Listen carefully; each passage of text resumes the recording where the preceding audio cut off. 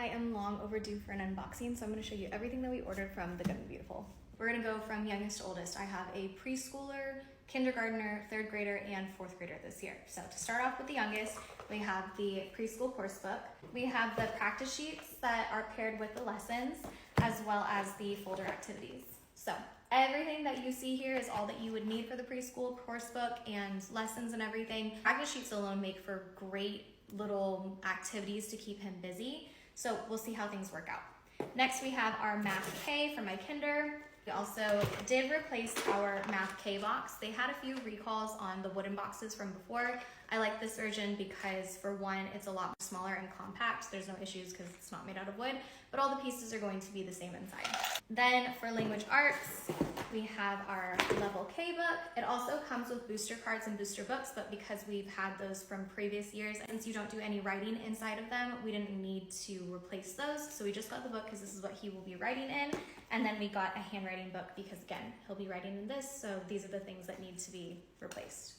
All right, to start things off for my third grader, we have our Math 3 book. And again, we did replace our Math 3 box as well because of the recalls and everything else.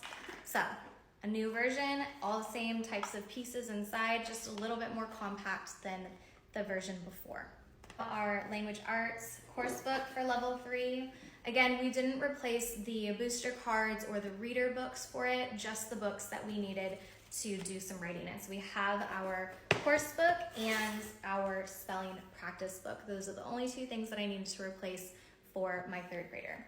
Then going into fourth grade, we have our language arts course book, spelling and writing workbook as well, and that will be paired with the lessons.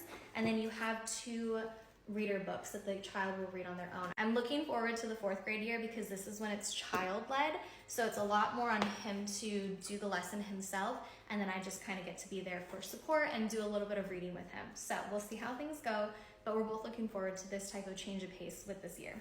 So we have the Math 4 course book. We have our mental math map mysteries. This will be like extra practice with the lessons. So they'll be prompted in the course book of when they will open up and use this. And then we have our scratch pad for just extra paper for him when he's working, and then the answer keys for me. And then the last thing for my older two are their handwriting workbooks. So this is the level 3. This is an introduction to cursive, so it's going to continue to practice some print for them, but it will also go through and practice some cursive as well. And then the level 4 course book is going to be very similar. It's more beginning cursive, but that is everything for language arts and math for all 4 of my kids. Now the only thing I have left, I believe, is all of our science studies. So this year I am letting my 4th grader select the unit studies that he wants to do with him and his sister, because we are separating the kids this time. We've always done it family style, but now that they're a little bit older, I'm gonna let them do these unit studies, and then I have a different type of science that we are doing for my younger two. So he gets his turn of picking the 3 unit studies that we are doing this year. He picked Kingdom and Classification. So we have the course book for it, as well as the grade 3 through 6 workbooks that go with it. We have the space science.